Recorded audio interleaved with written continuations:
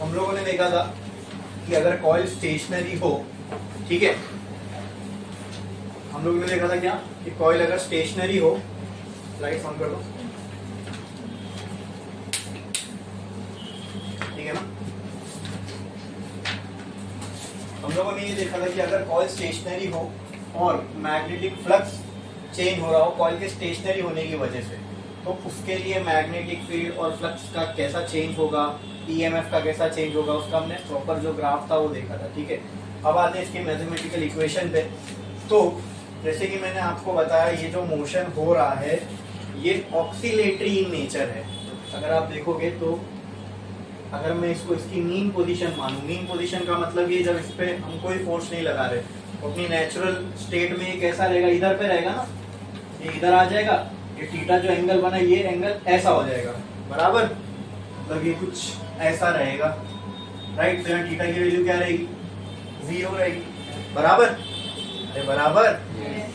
तो अगर हमको इसमें से फ्लक्स का चेंज कराना है तो हमने क्या किया था, यहाँ पे थोड़ा सा फोर्स लगाए, थोड़ा टेढ़ा किए, ये पॉइंट से ये पिवट किया हुआ है, पिवट मतलब इस पॉइंट के अबाउट ये ऐसे ऐसे ऐसे ऐसे रोटेशन करेगा। रोटेशन मतलब पूरा तो रोटेट नहीं हो रहा है, लेकिन पार्टली रोटेशनल मोशन ही परफॉर्म कर रहा है, बराबर।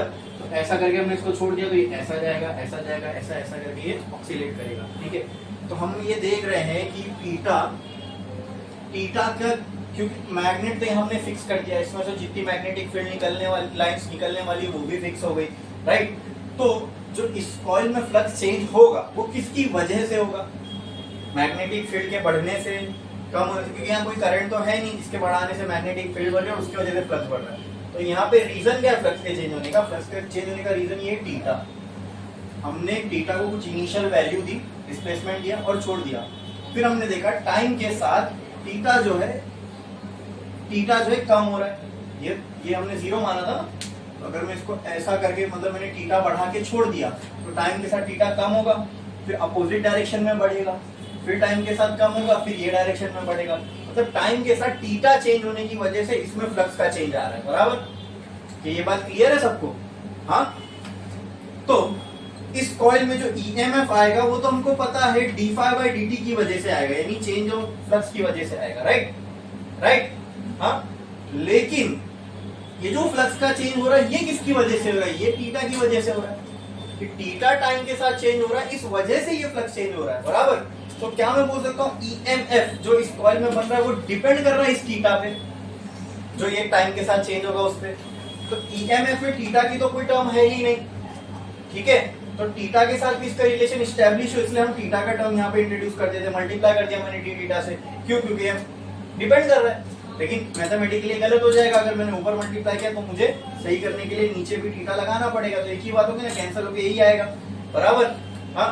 टीटा टाइम के साथ चेंज हो रहा था, तो एक काम करते इसको यहाँ कर देते ताकि टीटा का हमको टाइम के साथ एक टर्म मिल जाए। तो कहना है E is equals to d∅dt into D theta, sorry यहाँ पे क्या आएगा, d∅dt और डी टीटा बाय dp।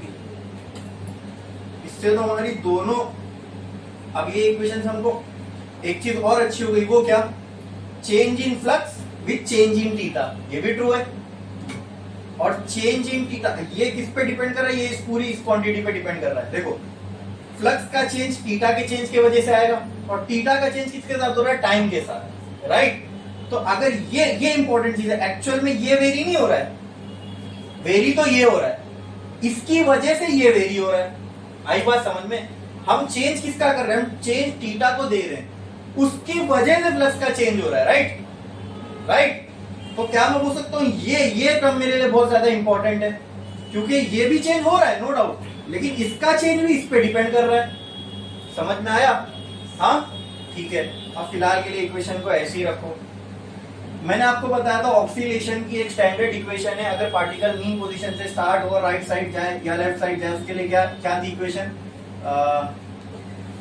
ए साइन ओमेगा टी। वैसे तो वो राइट लेफ्ट में जाने के लिए अलग अलग इक्वेशन आती है, लेकिन मैं साइन वाली इक्वेशन यूज करके चल रहा हूँ, क्योंकि स्टैंडर्ड इक्वेशन है, सॉल्व करने में आसानी होगी। बट ये लीनियर केस के लिए, किसके लिए, जब कोई चीज ऐसे ऐसे ऐसे ऐसे ऑक्सीलेट हो रही है, हमारा तो ऐसे एंगल में ऑक्सीलेट हो रहा है ना, यानी हमारा डिस्प्लेसमेंट एंगुलर हो रहा है, तो एंगुलर डिस्प्लेसमेंट के लिए एक्स की जगह क्या आ जाएगा, थीटा, ए क्या होता है, इसकी मैक्सिमम वैल्यू, तो यहाँ पे क्या आ जाएगी, थीटा की maximum value, let's say theta naught. ठीक है, जैसे ई की मैक्सिमम वैल्यू को मैंने ई नॉट दे दिया था, करंट की मैक्सिमम वैल्यू को आई नॉट दे दिया था, बराबर। वैसे ही मैंने थीटा की मैक्सिमम वैल्यू को थीटा नॉट कंसीडर कर दिया, ये हो जाएगा साइन ओमेगा टी। बोलो इतना क्लियर है? तो ये मुझे इस केस के लिए ऑक्सीलेशन की इक्वेशन मिल गई। क्लियर है? हाँ, ये बोलो। Yes.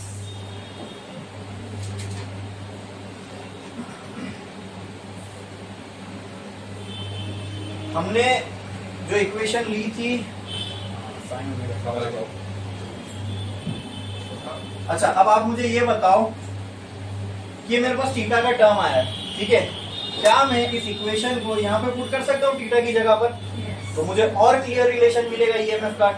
ठीक है, तो कहना write E is equal to, चलो एक काम करता हूँ ना, इसको पहले डिफरेंशिएट करने के बाद ही इसके अंदर पुट कर देते हूँ, क्योंकि यहाँ पे दिख रहा है D theta by D T है, मतलब थीटा का जो भी टर्म है वो टाइम के साथ डिफरेंशिएट होने वाला है।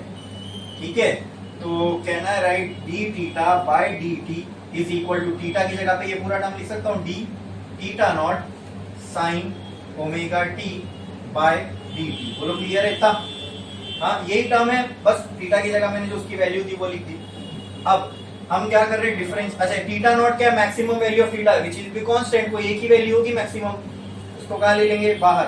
तो ये क्या आ जाएगा, बोलो d theta by D T will be equal to, theta naught आ गया बाहर, d sine omega t, d sine omega T by D t. अब इसको डिफरेंशिएट करूंगा तो क्या क्या आएगा, cos omega t into omega. ठीक है, अब अगर ये कैसा है ये नहीं मालूम है तो इसके लिए मुझे आपका डेरिवेटिव के फर्स्ट प्रिंसिपल्स का अलग से एक लेक्चर लेना पड़ेगा। ठीक है, चेन रूल लगता है, सब होता है। ठीक है, तो यहाँ आ जाएगा theta not sine omega T का डेरिवेटिव कॉस ओमेगा टी, तो ये हो जाएगा कॉस ओमेगा टी, और यहाँ पे ये ओमेगा टी, यहाँ टी का टर्म होता तो direct cos omega cos T लिख देते, लेकिन यहाँ ओमेगा भी साथ में आ रहा है, तो इस पूरे टर्म को ओमेगा टी को हम फिर से डिफरेंशिएट करेंगे तो उसका आंसर आएगा ओमेगा टी, टी कैंसिल हो जाएगा, खाली ओमेगा बचेगा। अच्छा, ये ओमेगा भी कांस्टेंट है। ठीक है, तो d theta by D T is equal to theta not into omega into cos omega t. चलो d theta by D t की हमको ये वैल्यू आ गई। ठीक है, नहीं एक्चुअल ईएमएफ जिस पे डिपेंड कर रहा था उसकी हमें इक्वेशन मिल गई, तो अगर वो इक्वेशन हम यहाँ डाल देंगे तो हमको ईएमएफ की डायरेक्ट जो भी वैल्यू चाहिए टाइम पे वो मिल जाएगी।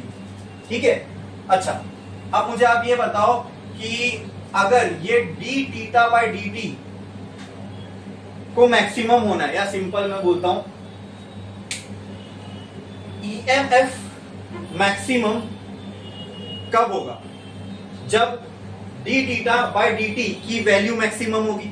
सिंपल, सुनो समझो मेरी बात, ईएमएफ किस पे डिपेंड कर रहा है, majorly D theta by D T पे, तो ईएमएफ की वैल्यू मैक्सिमम कब होगी, जब ये पूरे जिस पे वो डिपेंड कर रहा है उसकी वैल्यू अगर मैक्सिमम होगी तो ईएमएफ की भी वैल्यू क्या हो जाएगी, मैक्सिमम हो जाएगी। इतना क्लियर है? बोलो, इसकी वैल्यू मैक्सिमम हो जाएगी। ओके, तो ये मैक्सिमम होगा। अब इसकी वैल्यू पे आते हैं, वो मैक्सिमम कब, ये D theta by D T, ये उसकी इक्वेशन। अब D theta by D t की वैल्यू मैक्सिमम कब होगी, ये दोनों तो कांस्टेंट है, ये चेंज नहीं होंगे, तो यही चेंज हो रहा है, जो इसकी मैक्सिमम वैल्यू होगी वही डिसाइड करेगा इसकी क्या मैक्सिमम वैल्यू होगी। बराबर बराबर, अरे बोलो, तो cos ओमेगा टी की मैक्सिमम वैल्यू क्या हो सकती है, 1। cos की मैक्सिमम वैल्यू 1 ही होती है भाई। ठीक है, और वो कब होगी, जब ये ओमेगा टी 0 के बराबर होगा। वो कब होगी, जब cos के जो थीटा में है वो 0 के बराबर होगा। When D theta by D T will be maximum when cos omega T is equal to 1। ठीक है, तो कहना है write D theta by D T max कब होगा, डी थीटा, मतलब इसकी मैक्सिमम वैल्यू यही हो सकती है ना फिर तो। बोलो, अरे भाई वो 1 हो गया मतलब ये वैल्यू मैक्सिमम हो गई, समझ में आया? तो उसकी मैक्सिमम वैल्यू थी वो हमने पुट कर दिए, तो ये वैल्यू मैक्सिमम आ गई। तो कहना है राइट ई की मैक्सिमम वैल्यू क्या होगी, therefore E max will be equal to d phi by d theta into d theta by dt max. मैंने अभी क्या कहा आपसे, इसकी मैक्सिमम वैल्यू कौन डिसाइड करेगा, ये। जब इसकी वैल्यू मैक्सिमम होगी तो ये भी क्या हो जाएगा, मैक्सिमम। और इसकी मैक्सिमम वैल्यू क्या आई हमें, बोलो, maximum value D theta by dt की क्या आई, तो कहना है राइट यार D phi by D theta, या उसको पहले लिख देता हूं मैं, theta not into omega into D phi by D T. बोलो क्लियर है इतना, हाँ, अरे क्लियर है। अच्छा अब ये भी सोचना देखो, जब cos ओमेगा टी मैक्सिमम होगा 1 होगी, तो मैंने बताया थीटा की वैल्यू क्या हो जाएगी, 0। थीटा की वैल्यू 0 होने का मतलब क्या यहां आ जाएगा, जब ये यहां जाएगा तब चेंज इन फ्लक्स क्या होगा, मैक्सिमम मिनिमम, मैक्सिमम होगा। तो कहना है जब ये मैक्सिमम होगा तो ये चेंज भी मैक्सिमम होगा, change in flux with theta is maximum at that time. ये समझ रहा है कि नहीं, ये फॉर्मूले से ज्यादा कंसेप्चुअली समझना इंपॉर्टेंट है, उससे ज्यादा अच्छे से समझ में आएगा, समझ रहा है, हाँ। और बस कुछ नहीं, ये इक्वेशन है मैक्सिमम ईएमएफ की, इसके अंदर खाली एक चेंज आप कर सकते हो, ओमेगा बराबर मैंने आपको बताया था 2 पाई बाय कैपिटल टी होता है, हाँ। तो you can write maximum equation of 2 pi by capital T into D phi by D theta maximum, समझे, क्लियर है, हाँ। अच्छा इसकी एक सर्किट डायग्राम बच गया था, अब ये सिर्फ इतना ही नहीं, इसके आगे भी सर्किट होता है, इसके आगे भी एक सर्किट डायग्राम होता है, जिसको यूज करके हमने यहाँ पे कितना ईएमएफ प्रोड्यूस किया, उसके वजह से कितना करंट बना वो पता लगा सकते हैं by connecting a voltmeter and ammeter to it, ठीक है। अब देखो ये है कॉइल, ये वाली, हाँ। तो ये कुछ ऐसा सिनेरियो होगा यहाँ पे, बोलो, हाँ। अब इसके आगे हम लोग एक रेजिस्टर कनेक्ट करके इसके आगे डायोड लगा देते, क्या लगा देते, डायोड क्या होता है ये तो मालूम होगा आपको, डायोड क्या होता है, सेमीकंडक्टर चैप्टर 11 में है ना, उसी के अंदर तो सबसे पहला कंसेप्ट है पीएन जंक्शन डायोड का, हाँ। हमने पीएन जंक्शन डायोड लगाया, पॉजिटिव नेगेटिव, ये डायोड का, खैर जब सेमीकंडक्टर पढ़ेंगे वहां पे देखेंगे। डायोड का एक पर्पस होता है, it allows current to flow only in one direction, ठीक है। तो इसके आगे हमने लगाया कैपेसिटर।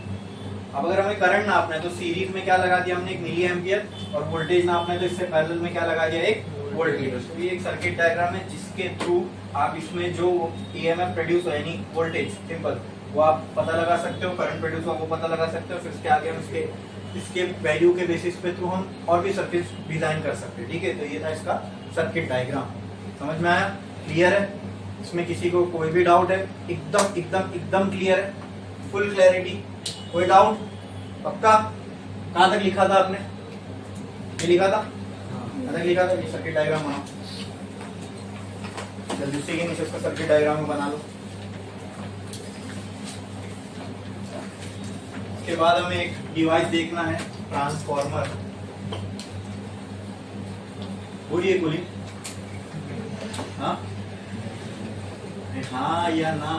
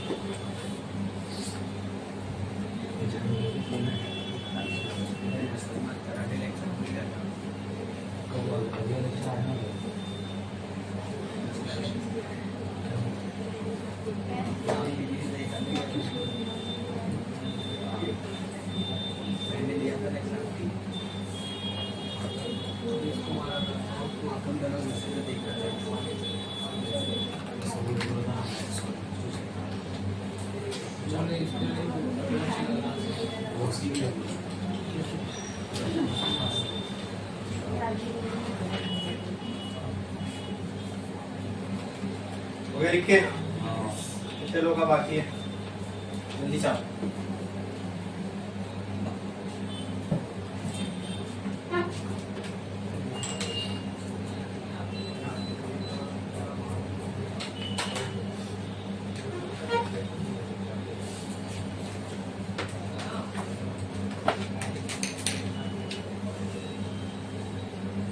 हो गया, बना रही सर्किट डायग्राम। एक लाइन छोड़ो, स्टार डालो, एक नई हेडिंग लगाओ, ट्रांसफॉर्मर। ट्रांसफॉर्मर ये बहुत ही बेहतरीन डिवाइस है ट्रांसफॉर्मर, मजा आएगी आपको समझने में।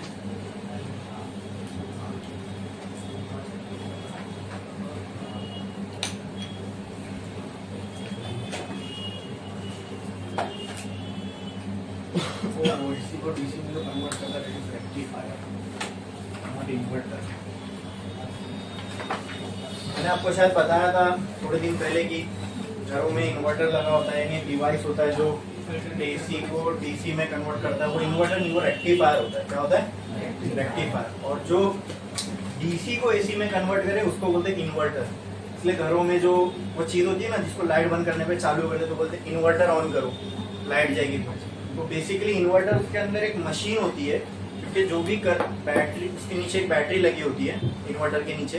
वो बैटरी में क्या हो रहा होता है, जब अपनी लाइट चलती रहती है ना, उसमें से वो थोड़ा थोड़ा करंट ड्रॉ करके बैटरी अपने आप को चार्ज कर लेती है। फिर जब लाइट चली जाती है, ठीक है, तो वो सर्किट ऑन हो जाती है, वो सिस्टम ऑन हो जाता है। तो बैटरी में जो भी करंट है जो स्टोर है, उससे अब आपकी घर की लाइट चलेगी, क्योंकि मेन सप्लाई से जो जहाँ से जो आपकी मेन सप्लाई है रिलायंस, अडानी, जहाँ से भी आने वाली है वो तो आ रही नहीं है, बराबर।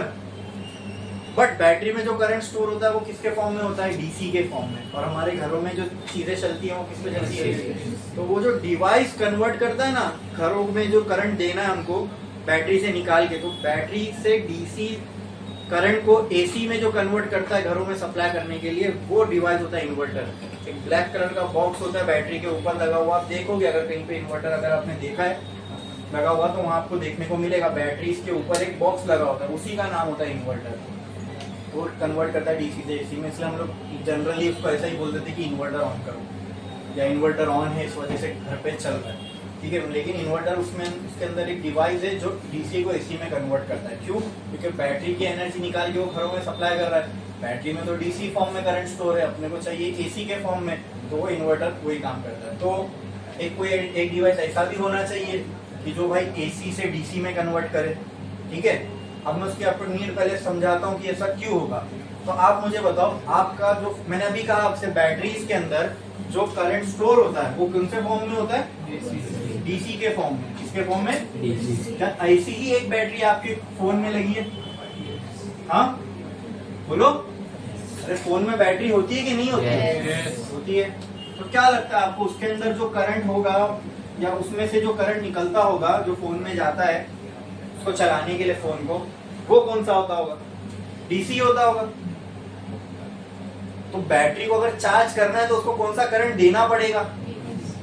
हाँ,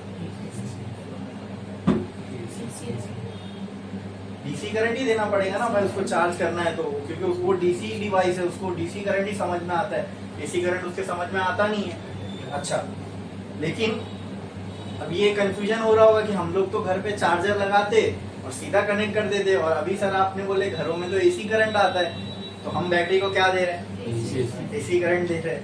लेकिन बैटरी आज तक फटी नहीं, ठीक है। तो आज अगर मैं बोल दिया तो आज घर जाने बाद फट जाएगी, क्योंकि बैटरी को मालूम पड़ गया कि भाई मेरे को तो ये डीसी करंट से, लोग मुझे एसी दे रहे हैं, आज फट जाओ। तो होगा ऐसे? नहीं होगा ना ऐसे, क्योंकि नेचर तो अपना लॉ फॉलो करेगा। कुछ चीज होगी तो आपको नहीं मालूम है। देखो ये फिजिक्स में यही होता है।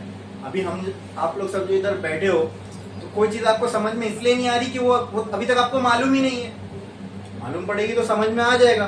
चीजें तो अपनी जैसे काम करती है वैसी करती रही है और करती रहेगी, हमको नहीं मालूम है, बस हमारे दिमाग में कुछ गैप होगा नॉलेज का, ठीक है। तो और एक चीज, जो फोन की बैटरी होती है ना, इसका एक वोल्टेज सेट होता है 8 वोल्ट। फोन की तो 5 वोल्ट तक होती है, वरना और भी दूसरी जो गाड़ियों में बैटरी लगती है वो 12 वोल्ट 24 वोल्ट ऐसी होती है। मतलब उसके पॉजिटिव और नेगेटिव के पोटेंशियल, पॉजिटिव और नेगेटिव एंड्स पे इतने का पोटेंशियल का डिफरेंस होगा। तो हमारे फोन में जो बैटरी होती है वो लगभग 5 वोल्ट की होती है, ठीक है।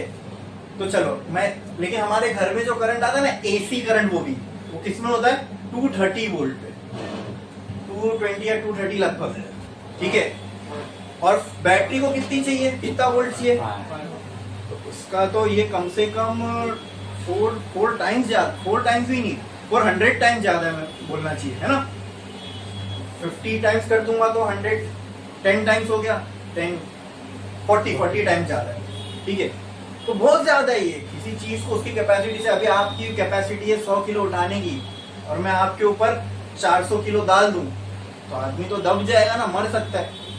तो उसी हिसाब से बैटरी के बारे में भी सोचो, उसकी कैपेसिटी है 5 वोल्ट की और हम उसको दे रहे हैं कितना, 230 वोल्ट, मतलब उसके 4 टाइम से भी ज्यादा। तो चलना चाहिए बैटरी, लेकिन चलती है ना, तो मतलब कुछ तो ऐसा होगा जो उसको चला रहा है। तो सब खेल वो डब्बे में होता है जो आप लोग, जो एडेप्टर होता है ना जिसको हम लोग बोर्ड में लगाते हैं, इसके अंदर एक सर्किट हो जाए, इसका नाम है रेक्टिफायर सर्किट, ठीक है। रेक्टिफायर सर्किट क्या करता है, एसी को डीसी में कन्वर्ट करता है, फिर आगे वो कॉर्ड में जाएगा और वो कॉर्ड कनेक्ट होती है बैटरी से। अब ये कैसे होता है, तो सबसे पहले मान लो 230 वोल्ट आ रहा है, अब इस 230 को पहले 5 बनाना है, कम करना है, ठीक है, ठीक है, ठीक है। फिर अब ये कम हो गया 5 वोल्ट, 230 वोल्ट एसी था, अब ये हो गया 5 वोल्ट एसी। अब एसी तो मिल गया, 5 वोल्ट तो आ गया जितना बैटरी को चाहिए, लेकिन अब भी ये वो फॉर्म में नहीं है जो बैटरी को चाहिए। वोल्टेज तो मैच हो गया लेकिन फॉर्म करंट का अभी भी मैच नहीं हुआ।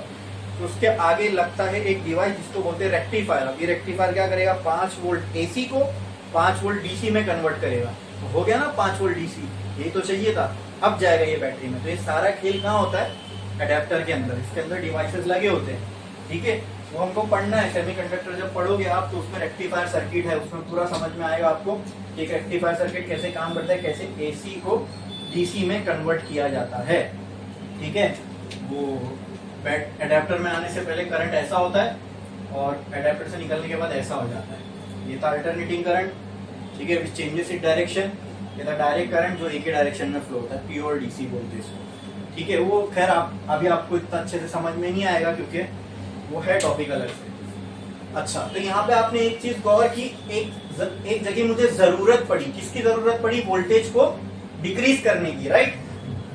हाँ, सप्लाई में जो घर की सप्लाई आ रही, घर में जो सप्लाई आ रही है करंट की, वो 220 to 30 वोल्ट तक की है, राइट। और मुझे जो मेरे डिवाइस को देना है वो कितना है, 5, कितना। तो is there a need to reduce this voltage, हाँ, रिड्यूस करके हमें किसी को देना है, तो यहाँ एक नीड पैदा हो रही है क्या, नहीं, हाँ। तो ये जो वोल्टेज को ट्रांसफॉर्म करने का काम करता है फ्रॉम हायर टू लोअर, उसी डिवाइस का नाम है ट्रांसफॉर्मर। उसी डिवाइस का नाम है, देखिए ना आप, ऐसे ऐसे खाली समझने के लिए अगर मैं इसको बोलूं तो लग रहा है कि नहीं, वोल्टेज ट्रांसफॉर्म हो गया।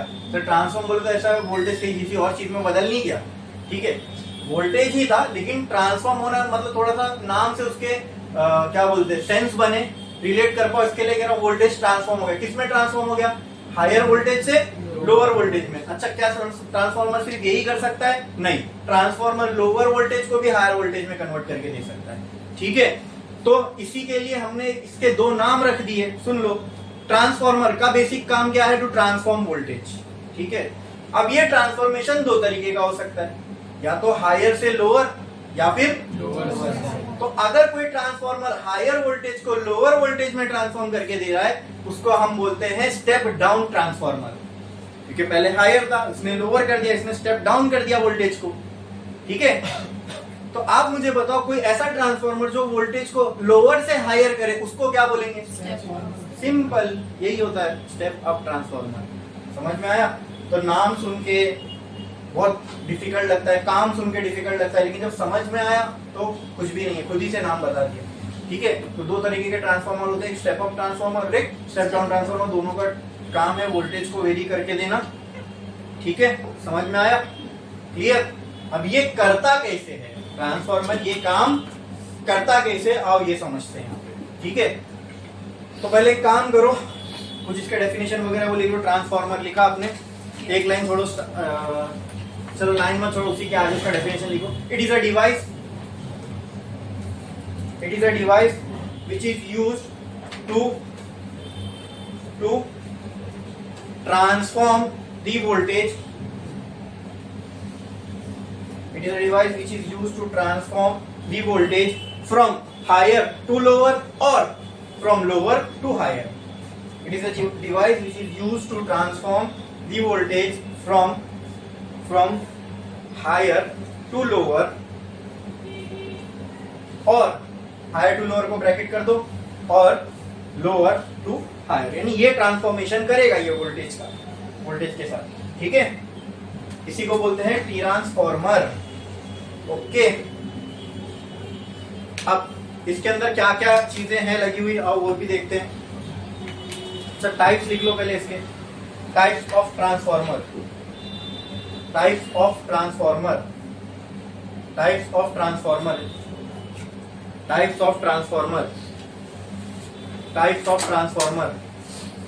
First, step up transformer, step up transformer.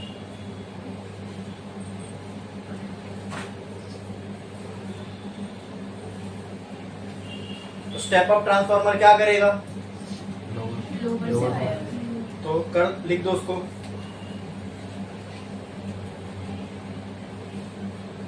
Bracket में लिख दो lower to higher voltage side में। और सेकंड कौन सा टाइप होगा? Step down transformer. तो ये क्या करेगा? Higher voltage to lower voltage, higher to lower voltage,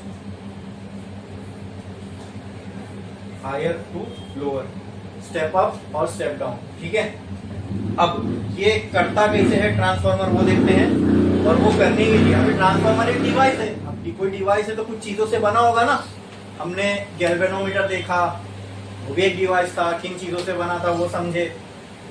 फिर इलेक्ट्रोस्टैटिक में डिवाइस देखे थे, पेंडीग्राफ।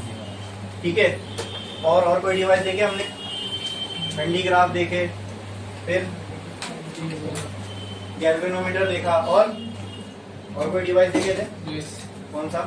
बीज वाला था उसमें। हाँ, साइक्लोट्रॉन। तो ये सब में हमने देखा था ये क्या क्या चीजें इसमें लग रही है, किससे बना है। ओके, तो उसी तरह ट्रांसफॉर्मर को भी देखना है हमको किससे बना है। तो सबसे पहले इसके अंदर एक सेंट्रल पार्ट होता है जिसको हम कोर बोलते हैं ना। मैंने बोला ना, कोर इज समथिंग जिसके ऊपर, समझ सकते हो, वो सेंट्रल पार्ट है, उसी के ऊपर सब कुछ फिक्स किया गया है, उसके अराउंड सारी चीजें बनी है। ठीक है, गैल्वेनोमीटर में तो समझ में आ रहा था बीचों बीच था। अब यहाँ पे कोर जो होता है वो एकदम ऐसा सिलिंड्रिकल नहीं होता, बल्कि ऐसा होता है, स्क्वायर शेप में, रेक्टेंगुलर शेप में। ठीक है, अब इसको अगर मैं 3D में बनाऊं तो कुछ ऐसा होगा ये। ठीक है, आप समझ रहे हो इसको, ये ऐसा मोटा, यहाँ से ऐसे और ऐसे रेक्टेंगुलर, समझे? इसको मैं 2D बना रहा हूँ, अगर सामने से देखोगे तो आपको कुछ ऐसा दिखेगा ये। ठीक है, बॉक्स, इसकी कुछ मोटाई भी होगी, वो पीछे रहेगी। हाँ, इसको बोलते हैं कोर, तो सॉफ्ट आयरन कोर भी बोलते हैं। तो मैंने आपको बताया था सॉफ्ट आयरन कोर इसको क्यों बोलते हैं, क्योंकि बना है कौन से मटेरियल का? सॉफ्ट आयरन का। कोर इसलिए क्योंकि इसी के अराउंड सारी चीजें लगी हुई है। ठीक है, सॉफ्ट आयरन बहुत ही अच्छा फेरोमैग्नेटिक मटेरियल है, मतलब वो मैग्नेटिक फील्ड को अपने अंदर से जाने देगा। ओके, आपको समझ में आएगा क्यों इसकी जरूरत पड़ी है हमको। चलो, ये होता है कोर, सबसे पहला पार्ट है कोर। अब इस कोर के एक साइड पे हम वाइंडिंग्स करते हैं, और दूसरे साइड पे भी हम वाइंडिंग्स करते हैं। ठीक है, ठीक है, यहां पे कितनी वाइंडिंग है? 1 2 3 4। यहाँ पे मैं कम कर देता हूँ वाइंडिंग, 1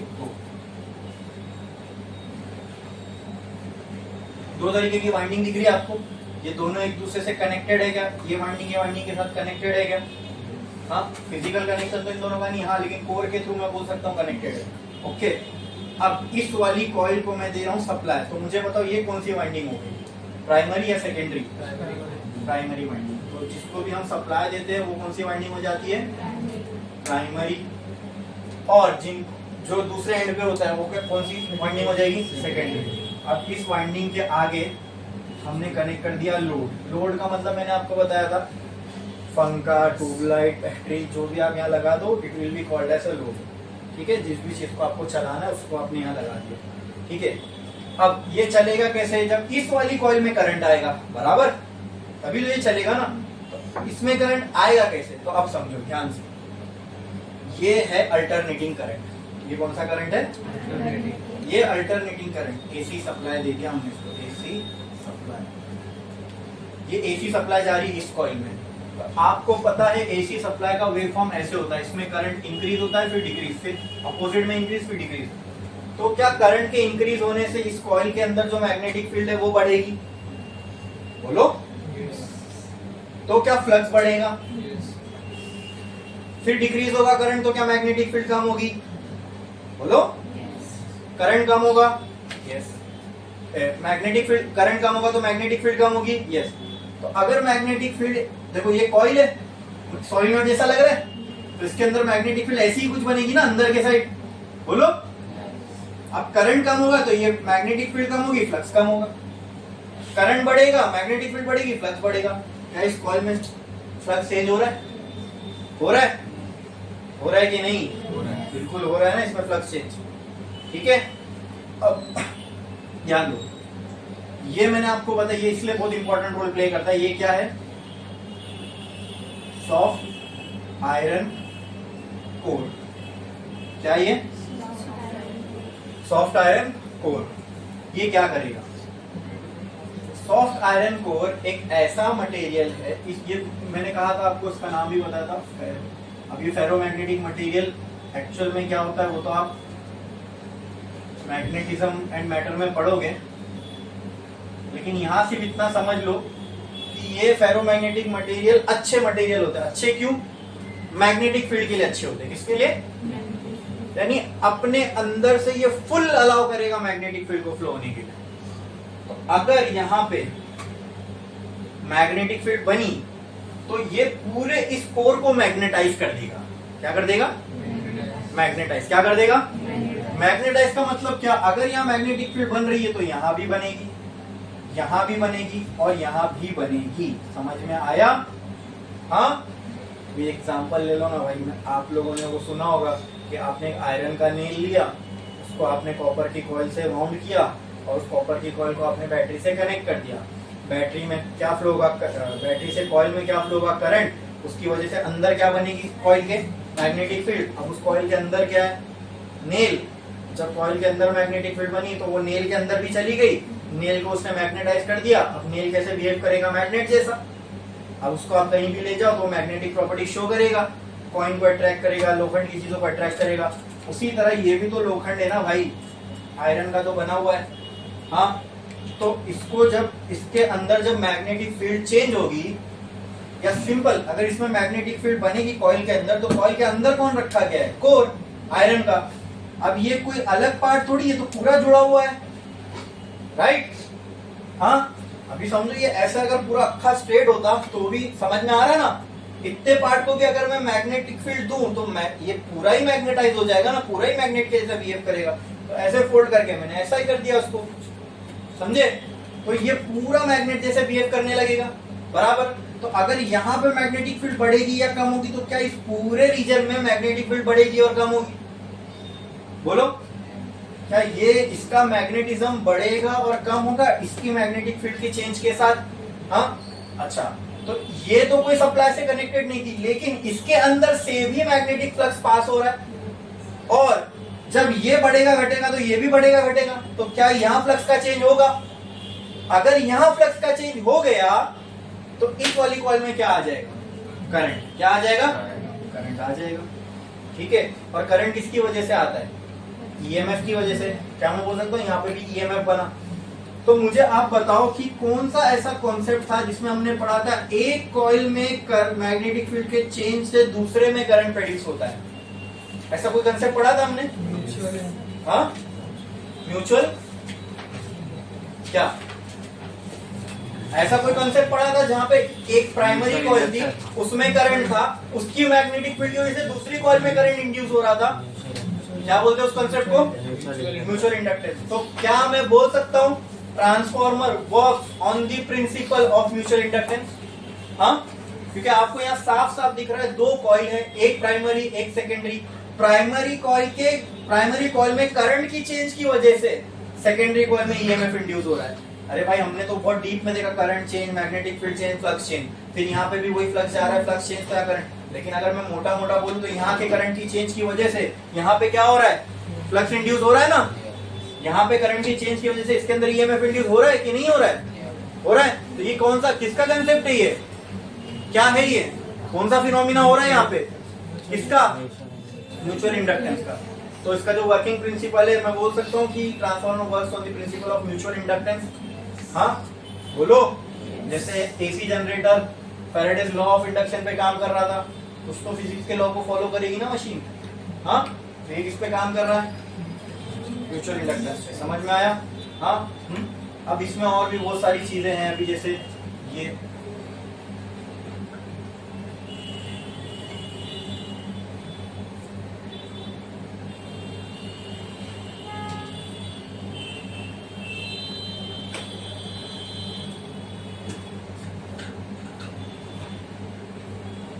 ऐसा कुछ होता है, ये कोर ऐसा कुछ दिखेगा 3D में।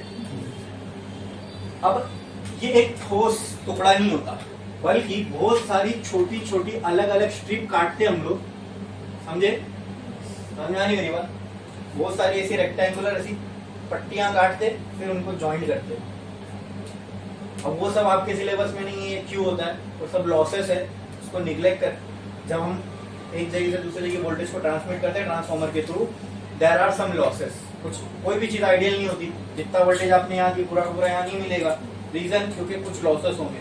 अब वो लॉसेस को कम करने के लिए इसको लैमिनेट, ऐसे स्ट्रक्चर को बोलते हैं लैमिनेटेड स्ट्रक्चर, ठीक है।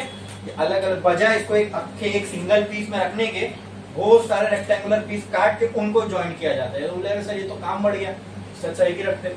वो जब आपको आगे समझ में आएगा, जब आप एडी करंट पढ़ोगे, तो एडी करंट एक तरह का लॉस होता है, एडी करंट लॉस।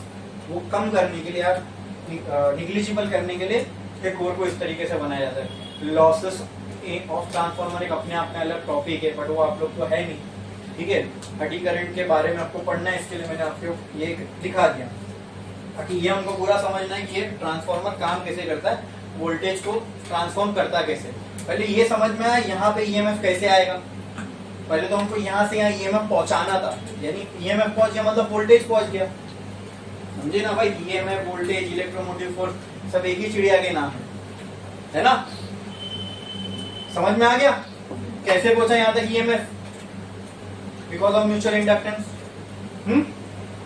अब उस पे गौर करेंगे कि जब बढ़ाना है तो ट्रांसफार्मर कैसा बनाया जाए, और जब वोल्टेज घटाना है तब ट्रांसफार्मर कैसे बनाया जाए। ओके चलो, पर उससे पहले वर्किंग कंस्ट्रक्शन लिख दो ट्रांसफार्मर का। एक लाइन थोड़ा शायद लिखो, construction.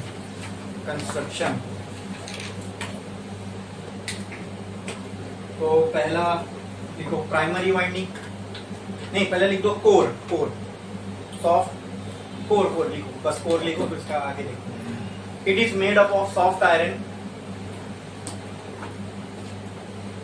which is a ferromagnetic material. It is made up of soft iron which is a ferromagnetic material, which is a ferromagnetic material.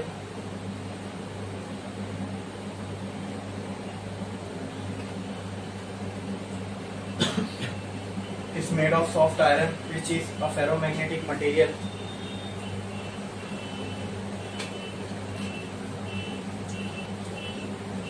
To accommodate change in magnetic flux. Change in magnetic flux. Second क्या है, primary. बस ये तीन चीज होती है, core, एक primary winding, secondary winding, बस। Next primary winding.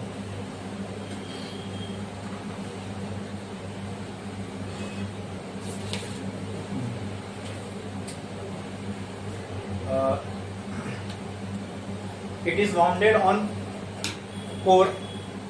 It is wounded on core and connected to the supply. And connected to the supply. And connected to the supply. Second क्या होगी, कौन सी वाइंडिंग बोलो, अरे बोलो। Secondary winding, secondary winding, secondary winding, secondary winding. It is connected to it is wounded, sorry, it is wounded on core and connected to the, कहाँ connected होती है ये, किसको दिया जाता है इसका कनेक्शन, लोड को, ठीक है, connected to the load. It is wounded on primary, it is wounded on the core and connected to the load. Okay, ठीक है. अब नेक्स्ट वर्किंग प्रिंसिपल लिख दो, एक लाइन छोड़ के स्टार डाल के, working principle of transformer.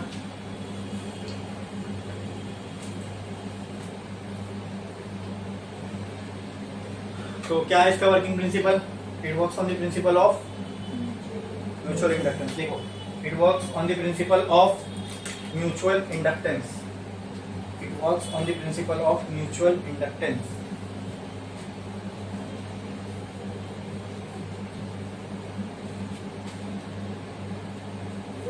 It works on the principle of mutual inductance, ठीक है. और एक लाइन छोड़ो और लिखो, mathematical relations for transformer, mathematical relation of for transformer, mathematical relation for transformer. तो अब आते हैं इसके वर्किंग पे और इसके मैथमेटिकल रिलेशन भी देखेंगे. सुनो ध्यान से, मान लो मुझे स्टेप डाउन ट्रांसफॉर्मर बनाना है. कौन सा, जैसे हमारी बैटरी के केस में था, तो समझना भी आसान होगा. हमारी बैटरी को जो चाहिए 5 वोल्ट चाहिए और हमारे घरों में आ रही है 220 230, मतलब नियरली 4 टाइम्स ज्यादा है, ठीक है. अब उसको कम करके बैटरी को देना, तो वो कम करने का काम, वोल्टेज को ट्रांसफॉर्म करके देने का काम कौन करेगा, ट्रांसफॉर्मर. कौन करेगा, अब ये कैसे करेगा वो सुन लो. स्टेप डाउन ट्रांसफॉर्मर में हम ये करते हैं कि जो सप्लाई, जैसे सप्लाई में 230 वोल्ट आ रही है, जहां ज्यादा वोल्ट होगा वहां ज्यादा टर्न्स बनाएंगे. तो अब मुझे बताओ, बैटरी वाले केस में आउटपुट में कम वोल्ट चाहिए कि ज्यादा, आउटपुट क्या हमारा बैटरी को देना है करंट, तो ज्यादा लगेगा कि कम लगेगा, तो इसका मतलब पहले जो हमको ज्यादा लगेगा, बैटरी को 5 देना और तुम्हारे घर में 230 आ रहा है, तो जो आ रहा है वो ज्यादा है कि जो देना है वो ज्यादा है, हाँ, जो आ रहा है वो ज्यादा है, मतलब इसको आपको कम करके देना है, राइट. तो आपको क्या बनाना है, स्टेप डाउन ट्रांसफॉर्मर चाहिए. क्या चाहिए, तो स्टेप डाउन ट्रांसफॉर्मर कैसे बनाते हैं, जहां ज्यादा वोल्टेज है वहां नंबर ऑफ वाइंडिंग्स क्या दिखेंगे आपको, ज्यादा. जब कम करके देना है ना, तो उस वाले में प्राइमरी से कम वाइंडिंग्स होगी. जैसे मान लो इसमें 100 है तो उसमें 5 होगी. आई बात समझ में. तो ये बन गया स्टेप डाउन ट्रांसफॉर्मर. अब मुझे बताओ, अगर मुझे स्टेप अप ट्रांसफॉर्मर बनाना है तो किसकी वाइंडिंग ज्यादा रखना पड़ेगा, हाँ, सेकेंडरी की ज्यादा रखना पड़ेगा, और किसकी कम रखना पड़ेगा, तो कम से ज्यादा वोल्टेज हो जाएगा. समझ में, क्लियर है. अब ये तो मैंने आपको बोल दिया, अब इसको जस्टिफाई भी करना चाहिए इक्वेशन. चलो आओ देखते हैं. ओके, तो flux passing through primary coil. अगर मैं आपसे पूछूं क्या होगा तो मुझे बताना, ठीक है. Flux passing through primary coil, या फिर मैं इसको ऐसा बोलता हूं तो और अच्छे से समझ में आएगा, total flux passing through primary coil. उसको मैंने नाम दिया F, flux total of primary. इतना क्लियर है, टोटल फ्लक्स ऑफ प्राइमरी. बोलो इतना क्लियर है. तो आप मुझे बताओ कि flux through single coil of primary अगर मुझे डिनोट करना हो तो उसको मैं कैसे कर सकता हूं.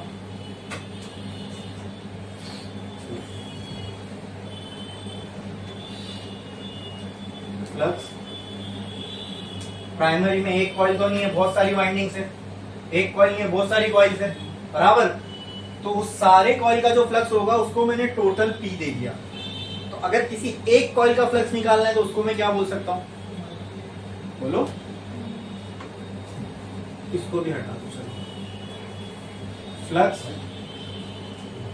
Through one coil of primary winding.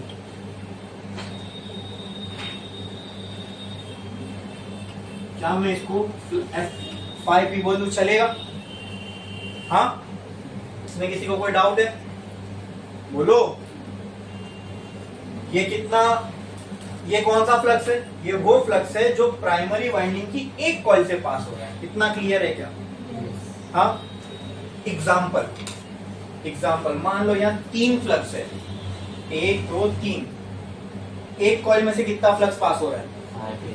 हाँ हाँ, मैं यहाँ पूछ रहा हूँ 5 तो उसको मैंने डिनोट किया, मैं यहाँ नंबर से पूछ रहा हूँ आपको। बोलो, अगर आपसे पूछे कि प्राइमरी की इस वाली कॉइल से कितना फ्लक्स पास हो रहा है तो आप क्या बोलोगे? मैंने अभी तो बताया 1 2 3 number of magnetic field lines है, वो इन पूरे कॉइल में से जा रही है। तो मुझे बताओ एक में से कितनी जाएगी?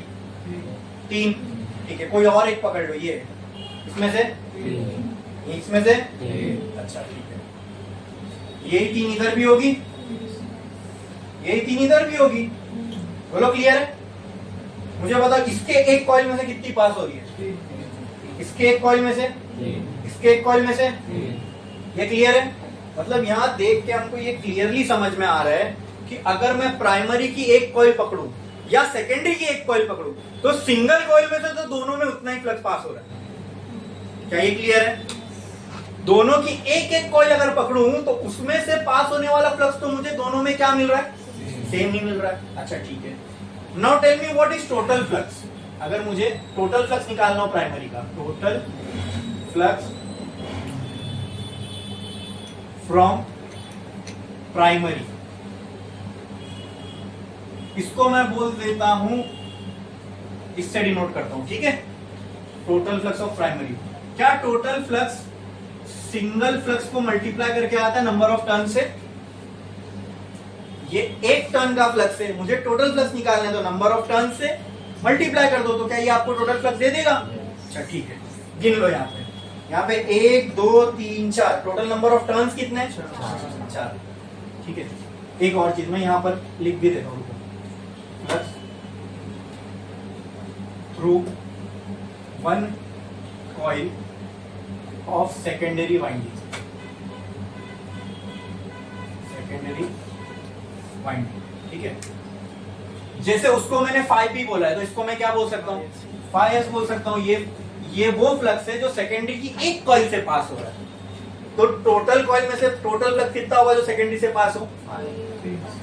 हाँ, अच्छा, नंबर ऑफ टर्न दोनों में अलग अलग है तो यहाँ खाली n देके चलेगा नहीं, यहाँ np भी देना पड़ेगा। अलग है ना दोनों में, नंबर ऑफ टर्न प्राइमरी में अलग है तो वो गई np, number of turn in primary. अगर मैं यहाँ आपसे पूछूं टोटल फ्लक्स फ्रॉम सेकेंडरी, तो ये क्या हो जाएगा? इसको मैं बोल सकता हूं total flux from secondary will be equal to number of turns in secondary into flux through single coil of secondary. बोलो क्लियर है? हाँ, अब जो मैंने आपको एग्जांपल दिया था ना उससे ये वैल्यूज को समझते हैं। मैंने क्या कहा आपसे, कितनी मैग्नेटिक फील्ड लाइन जा रही है यहाँ से? 3। तो प्राइमरी के एक कॉइल से कितना फ्लक्स निकल रहा होगा? 3। तो चलो यहाँ पे मैं लिख देता हूँ 3। क्लियर है? यही 3 इधर जाएगी, यही 3 इधर जाएगी। सेकेंडरी के भी एक कॉइल से कितना फ्लक्स पास हो रहा होगा? 3। तो हो गया, वो कहाँ इधर है ना? तो आपको एकदम क्लियर दिख रहा है। अगर मैं एक कॉइल प्राइमरी का लूं और एक कॉइल सेकेंडरी का लूं तो दोनों के सिंगल कॉइल में से पास होने वाला फ्लक्स तो अब आती है टोटल फ्लक्स की बात। टोटल फ्लक्स का मतलब क्या? सिंगल एक कॉइल के फ्लक्स को टोटल नंबर ऑफ टर्न से मल्टीप्लाई कर दो। जैसे एग्जांपल यहाँ लो, 1 2 3 4, यहाँ कितने टर्न्स है? 4। तो सिंगल का फ्लक्स था 3, ये सिंगल का ही फ्लक्स है ना, multiply by number of turns, तो 3 4 सा, ये टोटल फ्लक्स इसके लिए कितना आया? 12 आया। यहाँ पे कितने टर्न्स है? 1 2 2 ही है। ठीक है, तो यहाँ पे नंबर ऑफ टर्न्स कितना है? 2। ये तो अब भी 3 ही है। सिंगल कॉइल का टर्न तो 3, सिंगल कॉइल का फ्लक्स तो 3 ही है, तो 2 into 3 6। क्या ये सेम आ रहा है? नहीं, ये सेम नहीं आ रहा है। क्लियर है? बहुत मजेदार चीज है, समझना, इससे पूरा क्लियर होगा।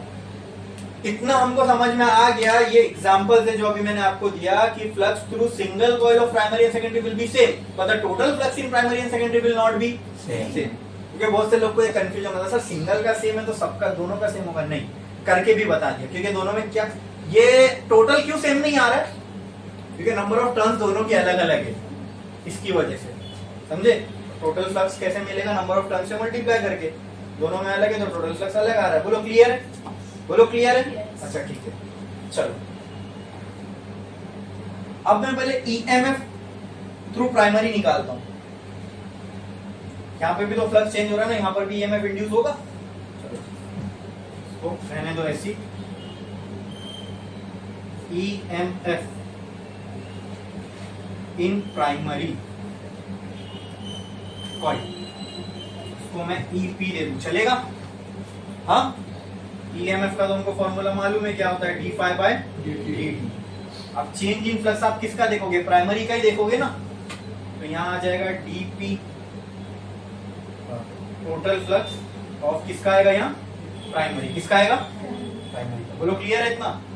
हाँ, मुझे बताओ टोटल फ्लक्स का फॉर्मूला क्या आया? Can I write this as D total flux की जगह N P into phi P by D T. Clear है? समझे कि नहीं समझे? समझ में आया? नंबर ऑफ टर्न तो एक कांस्टेंट टर्म है भाई, एक बार आपने टर्न बना दी फिर वो थोड़ी चेंज होगी। फ्लक्स चेंज हो रहा है प्राइमरी का, फ्लक्स चेंज हो रहा है सेकेंडरी का, लेकिन नंबर ऑफ टर्न तो दोनों की एक बार लगा दी वो कांस्टेंट रहने वाला है। क्लियर है? तो can I write this as N P into D phi P by D T. बोलो क्लियर है? हाँ, तो यहां से क्या मैं बोल सकता हूं, ई पी मुझे मिला N P into D phi P by D T के बराबर। बोलो हाँ, इसको दे दो इक्वेशन 1। बोलो इतना क्लियर है? कपड़ा दो। अब आते हैं सेकंड, ये चीज सेकेंडरी के लिए देखते हैं। ईएमएफ इन सेकेंडरी कॉइल, ठीक है, इसको मैं बोल देता हूं ईएस। कुछ गलत किया मैंने? बोलो, मुझे बोलो ईएस किसके बराबर होगा, D phi total from secondary by D T. हाँ, अब सेकेंडरी की टोटल नंबर ऑफ फ्लक्स को कैसे हमने डिफाइन किया है, number of turn through secondary into single flux through single turn of secondary by DT. बोलो क्लियर है? Number of turns in secondary भी कांस्टेंट है, एक बार आप जितनी वाइंडिंग बना दिए वो तो चेंज होने वाली नहीं। रनिंग में चेंज क्या होता रहेगा, फ्लक्स चेंज होता रहेगा, तो फ्लक्स को अंदर ही रखना पड़ेगा जो चेंज हो रहा है, जो कांस्टेंट है उसको मैंने बाहर ले लिया फाई एस बाय। बोलो ये क्लियर है? बोलो क्लियर है? तो कहना राइट ई एस बराबर आया EMF through secondary came out to be NS D phi S by D T. हाँ, बोलो, इसको दे दो इक्वेशन नंबर 2। बोलो क्लियर है? अरे बोलो क्लियर है? समझा के नहीं?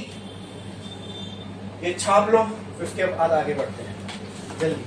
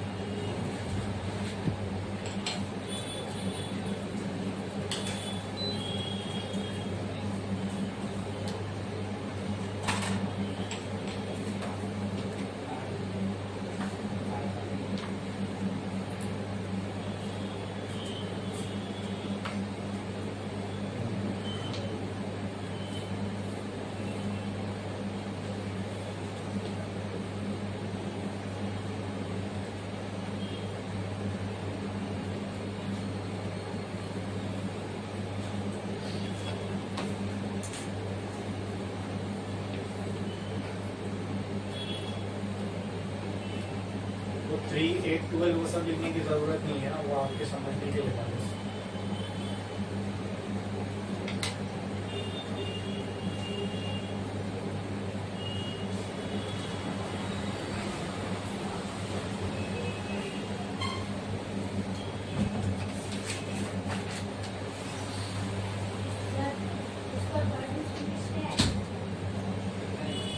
हो गया लिख के, ये पार्ट हो गया।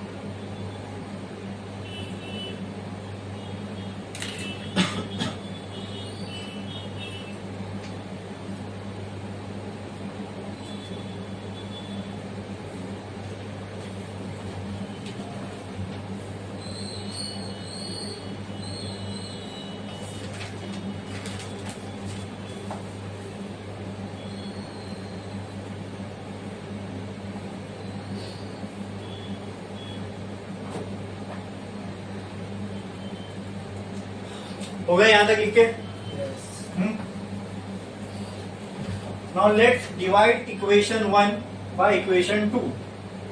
अरे भाई हमको ये तो देखना है कि ईएमएफ प्राइमरी और सेकेंडरी में चेंज कैसे हो रहा है, इसलिए हमने उसकी इक्वेशन निकाल ली है। ईएमएफ प्राइमरी में कुछ और था, वही चेंज करके अपने को क्या चाहिए, सेकेंडरी में कुछ और ईएमएफ। तो ईएमएफ की इक्वेशंस आ गई ना अपने को। अब देखते हैं किस पे डिपेंड करेगा। उसके लिए मैंने क्या किया, 1 और 2 को डिवाइड कर दिया। तो कहना है से EP by ES will be equal to NS into D5, oh sorry यहाँ पे P का आएगा ना, NP D5P by DT, ये हो जाएगा NS into D5S by DT। मुझे आप ये बताओ कि ये सिंगल, ये फ्लक्स है सिंगल कॉइल का प्राइमरी के, क्या ये बराबर होगा flux in single coil of secondary? हाँ अरे बोलो, अरे वहां देखे क्या नहीं हमने। तो अगर ये दोनों इक्वल है तो ये और ये दोनों टर्म क्या इक्वल नहीं हो जाएंगे? जब दो इक्वल टर्म डिवाइड में होते तो हम उसको क्या कर सकते हैं, कैंसल। तो क्या बचेगा, EP by ES is equals to NP by, and this equation is called as transformer equation। क्या बोलते हैं हम लोग इसको? सिंपल हो गया। अब क्या पूरा पूरा दिख रहा है कि ईएमएफ जो डिपेंड कर रहा है वो किस पे डिपेंड कर रहा है, नंबर ऑफ टर्न्स पे। क्या ये मैंने आपसे नहीं कहा था, जहां वोल्टेज ज्यादा है वहां नंबर ऑफ टर्न्स ज्यादा रखो। अगर कम करना है तुमको वोल्टेज, जैसे मान लो यहाँ पे वोल्टेज प्राइमरी में वोल्टेज ज्यादा है और आपको वोल्टेज कम करके आगे देना है, तो आप क्या करोगे, सेकेंडरी में नंबर ऑफ टर्न्स बढ़ाओगे कि कम करोगे? कम करेंगे। ये हो गया कौन सा type of transformer, step down. अगर मुझे वोल्टेज आगे बढ़ा के देना है तो अगर प्राइमरी में नंबर ऑफ टर्न्स 100 है तो सेकेंडरी में 100 से ज्यादा रखूंगा कि कम रखूंगा? तो सिर्फ और सिर्फ नंबर ऑफ टर्न्स पे डिपेंड करता है ईएमएफ किसका, ट्रांसफार्मर का। समझ में आया, क्लियर है? इसमें किसी को कोई डाउट है? देखो ना ये इक्वेशन है, ईपी के सामने एनपी है, ईएस के सामने एनपी है, तो कहना है E is directly proportional to number of turns. Number of turns बढ़ाओ ईएमएफ बढ़ेगा, नंबर ऑफ टर्न्स कम करो ईएमएफ कम हो जाएगा। सिंपल। समझ में? ट्रांसफार्मर वोल्टेज को चेंज कैसे करता है, on the basis of number of turn. ये हमको मालूम है हमको क्या करना है। जैसे बैटरी के केस में हमको मैंने बताया, तो आपको एप्लीकेशन में ये मालूम था कि हमको वोल्टेज कम करके देना है, राइट?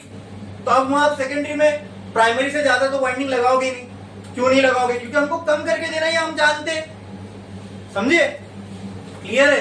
तो कम करके देना ये तो समझ में आ गया, लेकिन कैसे करें? तो वो हमें कौन बता रहा है, ये इक्वेशन बता रही है। कैसे करें, प्राइमरी में टर्न्स ज्यादा रख दो, सेकेंडरी में टर्न्स कम कर दो। इससे क्या हो जाएगा, जो सेकेंडरी में ईएमएफ है वो प्राइमरी से ज्यादा मिलेगा, कम मिलेगा, कम होके मिलेगा। क्या यही पर्पस था, अचीव हो गया, बस हो गया ना, हमको जो चाहिए था मिल गया। कैसे मिला वो भी समझ में आ गया ट्रांसफॉर्मर, और कुछ भी नहीं है इसके अंदर। ये इक्वेशन इंपॉर्टेंट है और बहुत आसान है।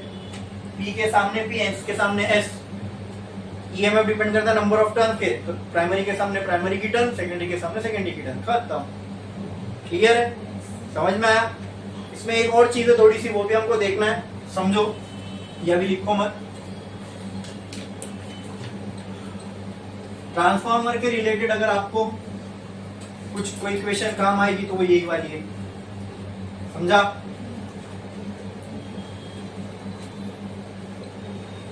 और एक छोटा सा फॉर्मूला है, वो मैं आपको बता दूंगा परसेंटेज फ्लक्स ट्रांसफर का क्या होता है। अब यहां ध्यान से सुनो, ट्रांसफार्मर के जो प्राइमरी वाइंडिंग में करंट आ रहा है उसके वजह से क्या बन रहा है, ईएमएफ, वोल्टेज, राइट। ठीक है, तो अगर मुझे प्राइमरी में कितनी पावर आ रही है ये पता करना है तो मैं कर सकता हूं। मैंने आपको बताया था इलेक्ट्रिकल पावर का फॉर्मूला होता है वोल्टेज इंटू करंट। हाँ बोलो, बोलो। तो अगर मैं आपसे पूछूं, मुझे ये पता करना है दोस्तों कि मुझे बताओ कि पावर कितनी आ रही है प्राइमरी में, तो पावर इन प्राइमरी कॉइल तो कितनी होगी, वो वोल्टेज इंटू करंट। इसको मैं ईएमएफ इंटू करंट भी बोल सकता हूं। तो voltage of primary, current of primary, EMF of primary, current of primary, ऐसा लिख सकता हूं कि नहीं। हाँ, ये हो गई किसकी पावर, किसकी हो गई पावर ऑफ प्राइमरी को। तो उसी तरह पावर इन सेकेंडरी कॉइल क्या होगी, सेकेंडरी कॉइल क्या होगी, बोलो, बीएस इंटू आईएस। इसको मैं ईएस इंटू आईएस लिख सकता हूँ।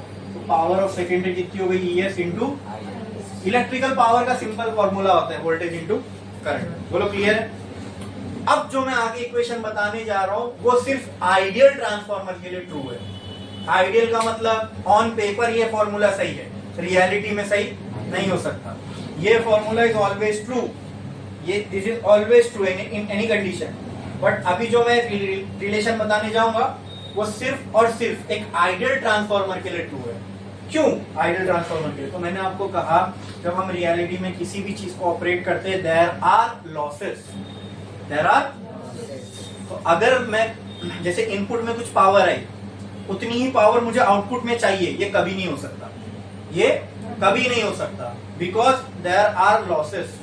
ठीक है, अब मैंने कहा ना ट्रांसफार्मर में भी कई तरह के लॉस होते हैं, वो हमको नहीं पढ़ना है, लेकिन होते हैं कई टाइप के। एडी करंट लॉस होता है, ठीक है, फ्लक्स का लॉस होता है मटेरियल की वजह से, उसके लिए हमने बहुत सारी चीजें की, मटेरियल चेंज किया, सॉफ्ट आयरन का लगाया, ठीक है, एडी करंट का लॉस ना हो इसके लिए उसको कोर को लेमिनेटेड कर दिया, ठीक है, तो उससे लॉस कम हो सकता है, जीरो नहीं हो सकता। अब दुनिया की कोई भी मशीन लेके आओ, उसका लॉस आप मिनिमाइज कर सकते हो, जीरो नहीं कर सकते, ठीक है।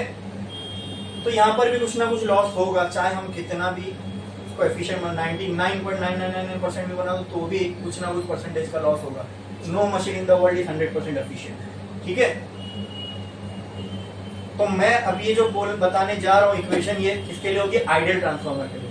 तो मुझे बताओ कोई ट्रांसफार्मर दुनिया का ऐसा नहीं है जो इनपुट में जितनी पावर उसको मिल रही है तो पूरी की पूरी पावर आउटपुट को ट्रांसमिट कर दे, ऐसा कोई ट्रांसफर दुनिया में हो नहीं सकता। लेकिन मैं मान लेता हूं ऐसा है, तो input power will be equal to output power मिल जाएगी।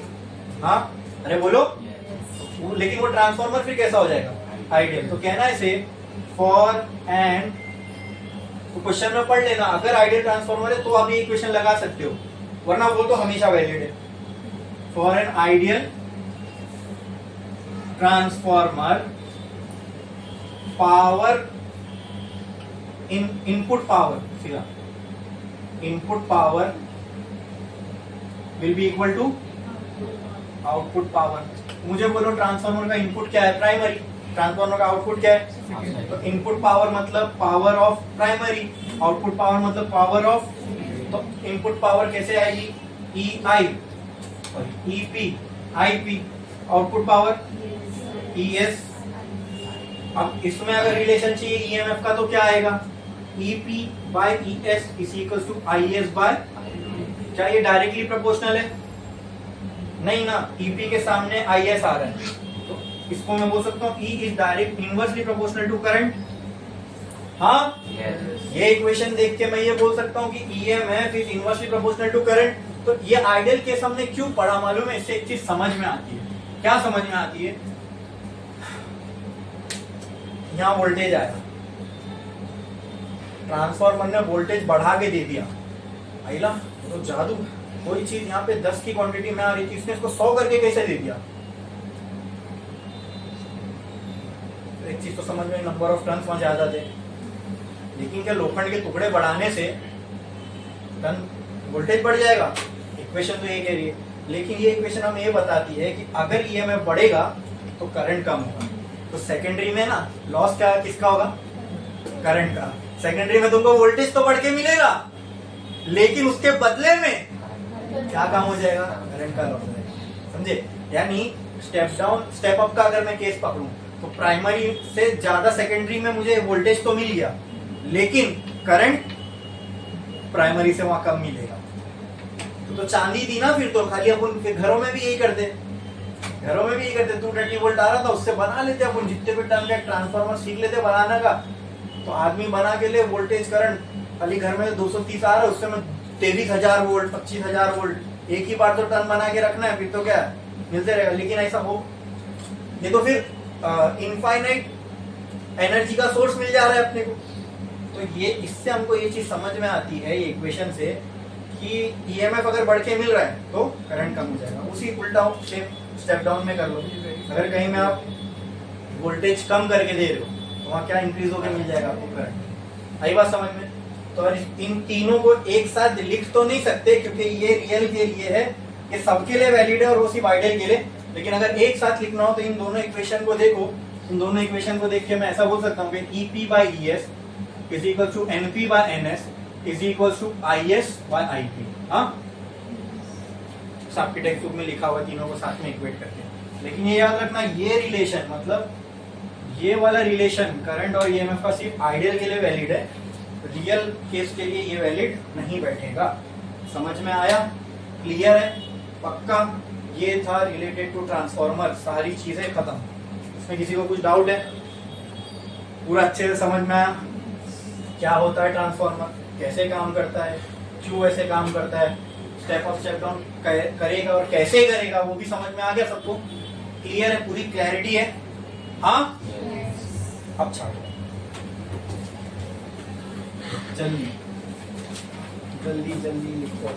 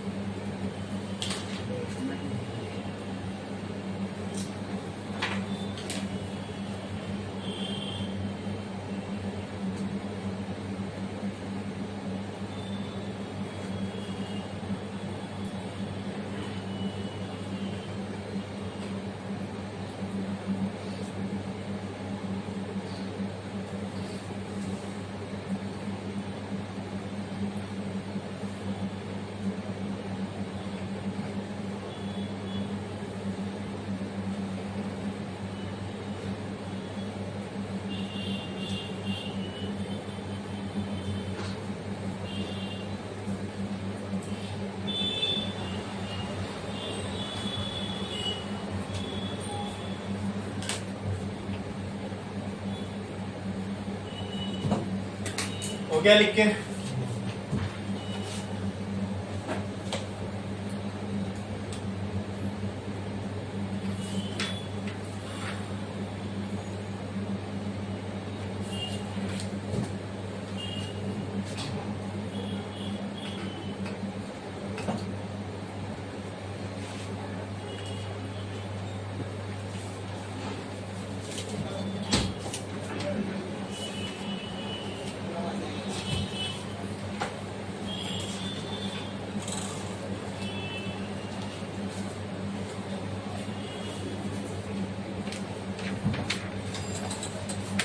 हो गया पूरा?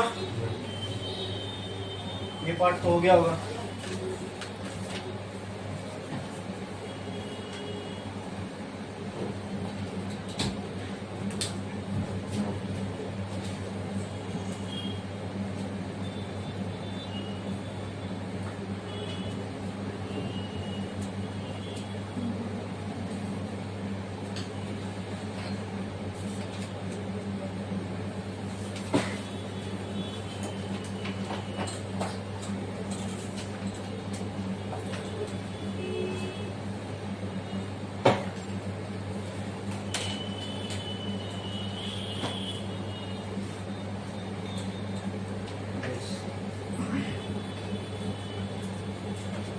एक लाइन छोड़ो, स्टार डालो और हेडिंग लगाओ eddy current, EDDY, eddy current.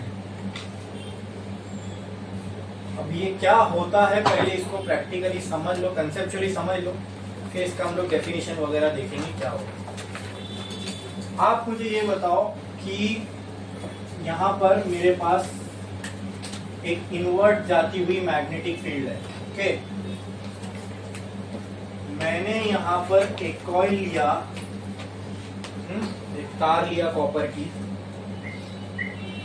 ऐसे मोड़ दिया, इसको मैं v वेलोसिटी से इस डायरेक्शन में लेके जा रहा हूँ। तो जैसे जैसे ये इसके अंदर आती रहेगी तो किसके अंदर क्या होगा बोलो? एरिया इसका चेंज होता रहेगा।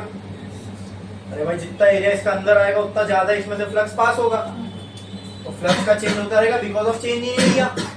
ये क्लियर है? क्लियर है? और उसकी वजह से इस कॉइल में क्या इंड्यूस हो जाएगा? करंट। क्या इंड्यूस हो जाएगा? करंट। तो इसमें से करंट फ्लो होने लगेगा। तो इसमें करंट कैसे फ्लो होगा वो भी देख लेते हैं। वेलोसिटी का करंट का इसके लिए पूरा लेंथ लॉ अप्लाई करना पड़ेगा। इधर कॉस को अपोज करो। कॉस क्या है यहाँ पे? फ्लक्स का बढ़ना, फ्लक्स का। अब आपको फ्लक्स को क्या करना है? घटाना है। फ्लक्स को अगर आपको घटाना है तो आप क्या करोगे? अपोजिट में लगाओगे, opposite to the magnetic field. Original magnetic field अंदर है, इसके अपोजिट मतलब ऐसे, ऐसे फिंगर्स को कर्ल करो। तो मैंने करंट का डायरेक्शन गलत बनाया, उल्टा ऐसा आना चाहिए, ठीक है, एंटी क्लॉकवाइज, ठीक है। तो इसमें करंट फ्लो होगा, उसका डायरेक्शन कुछ ऐसा होगा। बोले ये क्लैरिटी है सबको? ये क्लैरिटी है? ठीक है। अब दूसरी एक और जगह मैंने इन्वर्स जाती हुई मैग्नेटिक फील्ड ली। अब ये कॉपर की कॉइल नहीं है मेरे पास, कॉपर की प्लेट है। क्या है? प्लेट, मतलब एक पूरी ठोस प्लेट है। कॉइल और प्लेट का फर्क समझते हो ना? कॉइल में ऐसा सिर्फ बाउंड्री पे मटेरियल होगा, बीच में खाली। प्लेट मतलब पूरा मटेरियल से, पूरा कॉपर का मटेरियल। अब इसको मैं अंदर लेके गया, इसको मैं अंदर लेके गया, इसका ये भी तो कंडक्टर है, ये भी तो कंडक्टर है। इसमें से भी पास होने वाला फ्लक्स बढ़ेगा। कुछ टाइम बाद ये प्लेट यहाँ आ जाएगी, इसमें से पास होने वाला फ्लक्स भी तो टाइम के साथ बढ़ रहा है, ये भी कंडक्टर है। तो हमने तो ये पढ़ा है भाई, कंडक्टर से लिंक्ड फ्लक्स चेंज हो तो उसमें करंट ईएमएफ इंड्यूस हो जाता है, और अगर वो क्लोज कॉइल है तो उसमें करंट फ्लो होगा। ये थोड़ी ना पढ़ा था कि तार वाला कंडक्टर है तो ही होगा और प्लेट वाला है तो नहीं होगा। हमने तो ये पढ़ा ना, कंडक्टर से लिंक्ड फ्लक्स चेंज होना चाहिए, तो कंडक्टर तो ये भी है। हाँ, अब प्रॉब्लम क्या होगी दोस्तों? ये तो हर जगह क्लोज्ड है। यहाँ पे कंडक्टर यहाँ क्लोज कॉइल बना रहा था, लेकिन जैसे जैसे मैं तो इतना पार्ट भी अपने आप में क्लोज कॉइल है, इतना पार्ट भी अपने आप में क्लोज, इतना इतना इतना है ना, तो करंट तो इसमें भी बनेगा। लेकिन क्योंकि ये प्लेट है हर जगह पे, यहाँ अपने को दिख रहा है ना कि क्लोज कॉइल क्लोज कॉइल, तो यहाँ पे यहाँ पे यहाँ पे एंटी क्लॉकवाइज है ना, यहाँ पे यानी आपको जगह जगह पर से करंट के भंवरे बने हुए दिखेंगे। इसको बोलते हैं एडीज। क्या बोलते हैं? और ये एडीज किसके हैं? किसके हैं? अरे भाई इसमें क्या इंड्यूस होगा? करंट। तो अभी तो हमने देखा अगर इस डायरेक्शन में कंडक्टर को लेके आओ तो उसका ये क्लॉकवाइज घुमा दिया ना मैंने, कंडक्टर को ऐसा लेके जाऊं और मैग्नेटिक फील्ड ऐसी है तो कैसा करंट बनेगा? ऐसे बनेगा ना? अरे बनेगा। तो इसके जगह जगह पर करंट के ऐसे लूप्स बन जाएंगे। कॉइल होता तो एक ही लूप में से फ्लो होता, करंट को कंफ्यूजन नहीं था। अब जैसी करंट इसमें इंड्यूस हुआ तो ये तो हर छोटा टुकड़ा अपने आप में क्लोज कॉइल है। हाँ, तो अब करंट को कोई एक फिक्स पाथ नहीं मिला, यहां से यहीं जाना है, ठीक है? कहीं भी अपने आप एक लूप बन जा रहा है, समझे? तो ऐसे जगह पर यहाँ पे आपको क्या मिलेंगे? इसको बोलते हैं, ये जैसे वर्लपूल होता है, वर्लपूल वॉश बेसिन में पानी आता है तो कैसे ऐसे गोल गोल होता है, ठीक है? अब वैसे तो हमने देखे नहीं किसी ने इसी को, तो वैसा ही कुछ होता है यहाँ पे करंट के साथ, ठीक है? इसको बोलते हैं एडीज का बनना। ये जो वर्लपूल जैसी चीज होती है ना, इसको बोलते हैं एडीज का बनना। क्या? एडीज। क्या बोलते हैं इसको? अब ये एडीज यहाँ पे किसके बन रहे हैं? करंट के। इसीलिए इस करंट का नाम क्या पड़ा? Eddy current. आई बात समझ में? आई बात समझ में? ठीक है, ठीक है, क्लियर है? बोलो पक्का? किसी को कोई डाउट है? ये करंट जो भी होगा, करंट का डायरेक्शन जो भी हो, ये हमेशा अपोज करेगा कॉस को। हाँ भाई, कॉस को अपोज ही करेगा ना। ये बात गलत है क्या? करंट का डायरेक्शन निकालना तो हमेशा कॉस को आपको क्या करना पड़ेगा? अपोज ही करना पड़ेगा। बोलो क्लियर है? बोलो क्लियर है? एडी करंट का कॉन्सेप्ट समझ में आया? जैसी प्लेट टाइप्स अगर कुछ कंडक्टर लेके आ गए आप और उसको उसमें से प्लेट में से किसी कंडक्टिंग प्लेट में से पास होने वाला फ्लक्स अगर चेंज हो रहा है तो उसमें करंट, उसमें भी करंट आता है, लेकिन प्रॉब्लम क्या हो जाती है? वो करंट को कोई फिक्स पाथ नहीं है, जगह जगह पर लूप बना लेगा करंट अपना। उसी को क्या बोलते हैं? एडीज। अब वो एडीज किसके? करंट के। इसलिए इस टाइप के करंट को क्या बोलते हैं? Eddy current. क्या बोलते हैं? Eddy current. बोलो इतना क्लियर है? मतलब इसमें जगह जगह पर करंट के एडीज बनेंगे। बोलो क्लियर है? समझ में कैसे बन रहे वो भी समझा? वही लॉ ऑफ इंडक्शन ही तो काम कर रहा है। बस यहाँ पे कॉइल की जगह पूरी प्लेट आ गई तो करंट के जो एक लूप यहाँ बन रहा था अब यहाँ कहीं सारे लूप बन गए करंट के। क्लियर है? इसमें किसी को कोई डाउट है? बोलो क्लियर है ना? ठीक है। अब जब हम डिवाइसेस बनाते हैं which works on the law of electromagnetic induction, तो हम नहीं चाहते कि एडी करंट का फॉर्मेशन हो। क्यों? क्योंकि ये करंट के फ्लो में रुकावट पैदा करेगा। कैसे? करंट को फ्लो होना चाहिए क्लोज सर्किट के अंदर, राइट? लेकिन ये करंट को अपनी जगह पर घुमा दे रहा है, तो करंट का जो फ्लो है प्रॉपर वो नहीं हो पाएगा। तो इसके लिए ये एडी करंट के लॉस को कम करने के लिए या एडी करंट फॉर्म ना हो उसके लिए हम कुछ प्रिकॉशंस लेते हैं, ठीक है? कुछ चीजें करते हैं। वो चीजें क्या है? फॉर्म ही मत होने दो एडी करंट। अब वो कैसे करोगे आप? जहां पर इसको एक कंटिन्यूअस एरिया मिल रहा है वहां ये, समझे ना भाई? कंटिन्यूअस एरिया का मतलब प्लेट एक कंटिन्यूअस एरिया है। इसको अगर करंट को कंटिन्यूअस एरिया मिल गया तो वो क्या बना लेगा? एडीज। क्या बना लेगा? तो आप एरिया कंटिन्यूअस रखो ही मत। अब वो कैसे कर सकते? इसको कोम शेप का बना दो। यानी ये जो प्लेट थी ना, ये वाली प्लेट को अगर मैं ऐसा बना देता,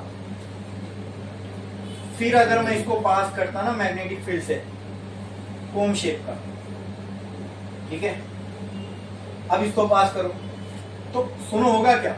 जैसे यहाँ भी एक करंट यहाँ बनेगा, लेकिन भाई ये बनने जाएगा, यहाँ मटेरियल ही नहीं है, तो कंटिन्यूअस मटेरियल इसको मिला क्या? नहीं फॉर्म हो पाएगा। ऐसी जहां जहां बन रहा था, अब देखो वहां मटेरियल की डिसकंटिन्यूटी आ गई। और करंट को फ्लो करने के, अब करंट का फ्लो होगा क्लोज लूप में, करंट का फ्लो होगा तो यहाँ तो इसको क्लोज लूप मिल रहा था क्योंकि क्लोज एरिया था, कंटिन्यूअस एरिया था। यहाँ पर है क्या? नहीं है। आप समझ में आया क्यों करते? यही सेम रीजन ट्रांसफार्मर में किए थे। वहां पर भी एरिया कंटिन्यूअस होने की वजह से फ्लक्स के अंदर एडीज बनते थे। तो हमने क्या किया, बजाय उसको एक पूरे टुकड़े, अक्खे टुकड़े में रखने के, हमने बीच से कट कर दिया उसको। तो एरिया वहां पे क्या हो गया? डिसकंटिन्यू। और बीच में हर दो प्लेट को जो हम चिटकाते हैं ना ट्रांसफार्मर में, इंसुलेटिंग मटेरियल यानी जो गम वहां लगा रहे हैं हम लोग, वो थोड़ी कंडक्टर है, यानी उसके बीच में एक नॉन कंडक्टिंग लेयर आ गई। सोचो ट्रांसफार्मर के केस में जब हम दो स्ट्रिप को चिपका रहे ट्रांसफार्मर की, उसके बीच में क्या एडहेसिव है, गम होगा कोई, विच इज नॉन कंडक्टिंग, मतलब उसके बीच में एरिया की कंटिन्यूटी खत्म। अब एडी करंट फॉर्म होने जाएगा लेकिन गम तक पहुंचेगा तो अरे आगे तो कुछ एरिया मिला ही नहीं उसको, एडी करंट का फॉर्मेशन नहीं होगा, समझे। तो जहां पे चेंज इन फ्लक्स होगा वहां अगर एरिया आ रहा है वहां एडी करंट फॉर्म होते हैं। क्या फॉर्म होते हैं? Eddy current. बोलो क्लियर है? हाँ।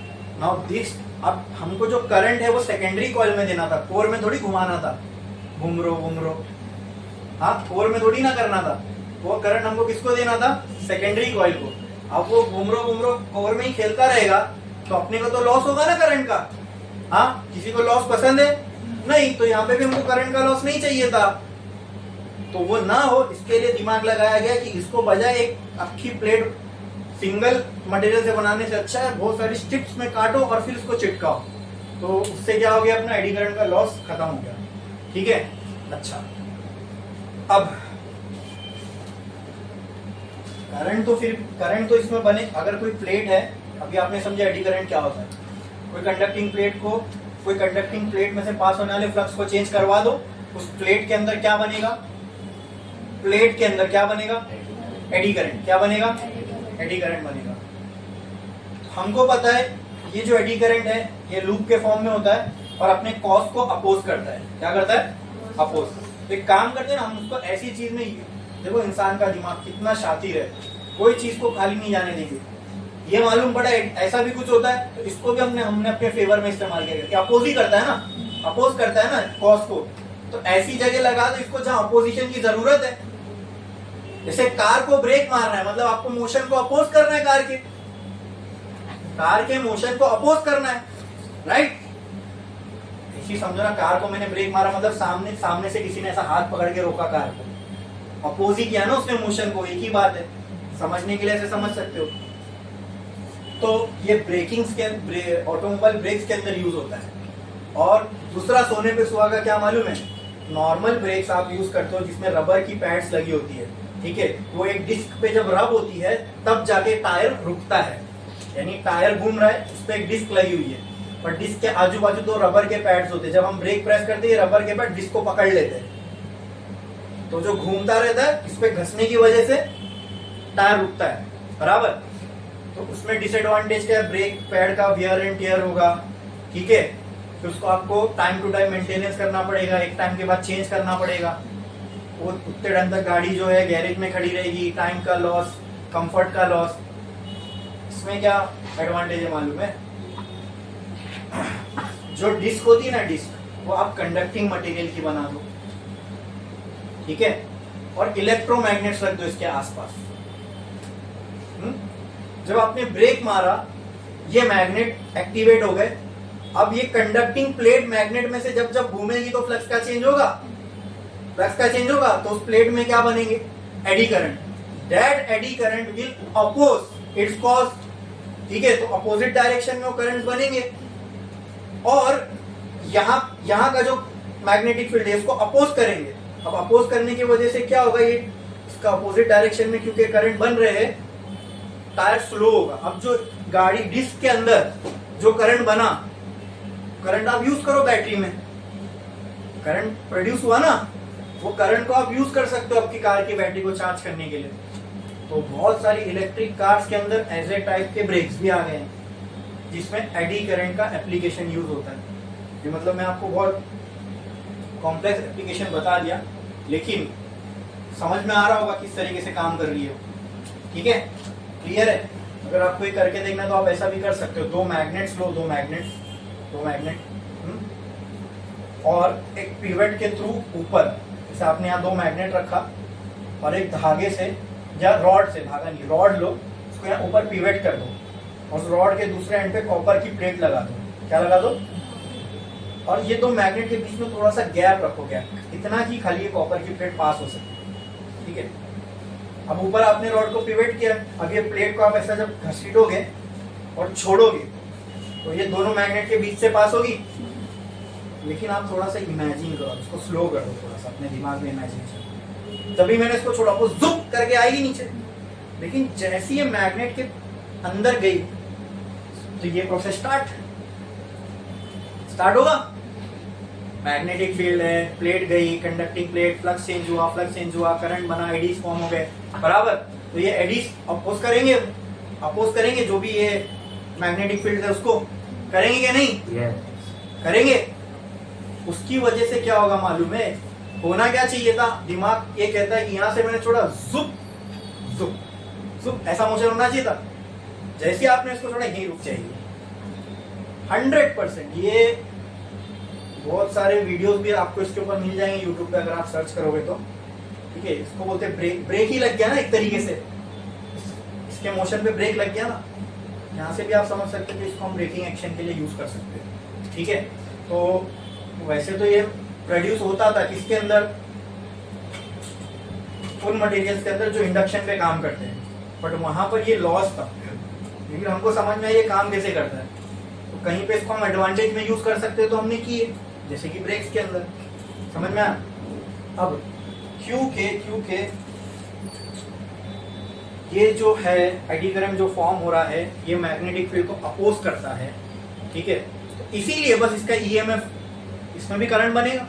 करंट कब बनेगा? ईएमएफ की वजह से, बराबर। इसके लिए इसके अंदर जो ईएमएफ प्रोड्यूस होता है, इसको हमने नाम दे दिया back EMF, just to recognise its opposing nature. Back EMF, उल्टा। ठीक है, अच्छा, इसकी वजह से जो टॉर्क बनेगा, टॉर्क, अभी एग्जांपल दे रहा हूं, ये जो मैंने आपको एग्जांपल दिया, इसमें देखो, अगर कोई चीज यहां आ रही है तो इसको इस डायरेक्शन में टॉर्क लग रहा होगा, भाई रोटेशन परफॉर्म कर रहा है ना, तो इस डायरेक्शन में इसको टॉर्क लग रहा होगा। अब अगर आपको इसको रोकना है तो आपको इसको क्या करना पड़ेगा? अपोजिट डायरेक्शन में टॉर्क लगाना पड़ेगा। वही काम तो एडी करंट कर रहा है। तो एडी करंट की वजह से जो टॉर्क प्रोड्यूस हुआ प्लेट के अंदर, उसको हम बैक टॉर्क बोलते हैं। क्या बोलते हैं? क्योंकि ये जो अप्लाइड टॉर्क है उसको अपोज कर रहा है, क्योंकि अपोजिंग नेचर का है, उसको रिप्रेजेंट करने के लिए हमने उसके नाम क्या लगा दिया? बैक। से ये यहां मूव हो रहा है तो उसको बैक कर दिया, रोक दिया।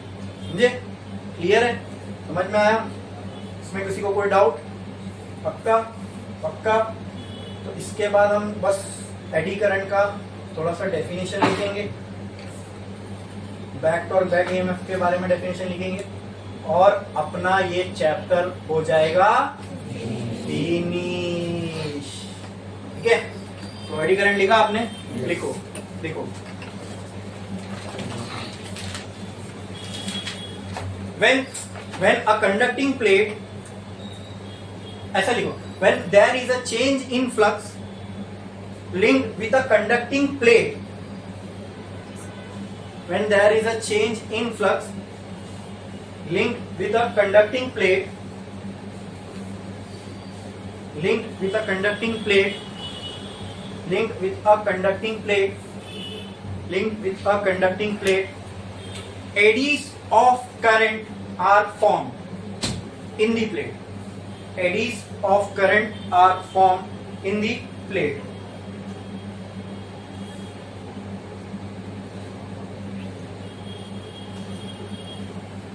This is called as eddy current. This is called as eddy current.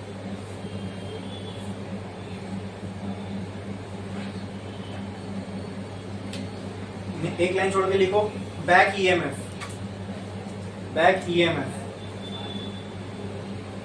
In order to symbolize the opposing nature of eddy current, in order to symbolize the opposing nature of eddy current, the EMF produced in the conducting plate, the EMF produced in the conducting plate, in order to recognize the opposing nature of, in order to symbolize the opposing nature of eddy current, है ना?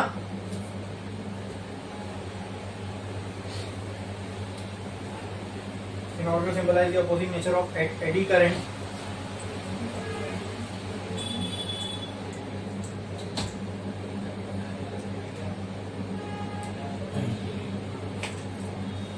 the EMF produced in the plate,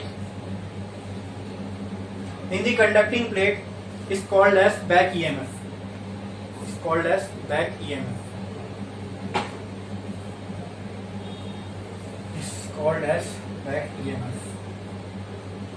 और लिखो back torque. Back torque.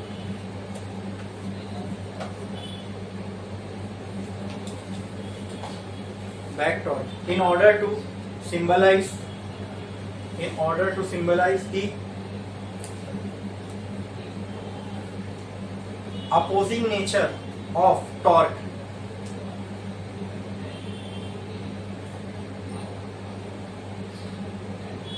in order to symbolize the opposing nature of torque produced by the conducting plate,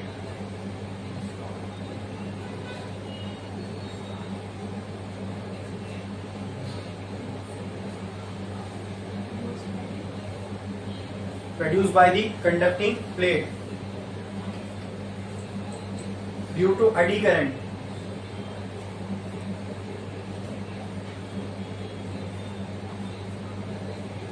the torque is called as back torque. Torque is called as back torque. Torque is called as back torque. ठीक है? हाँ, तो यहाँ पे अपना ये chapter हो गया फिनिश. इसके हम प्रॉब्लम्स करेंगे लेकिन छोटे से ब्रेक के बाद.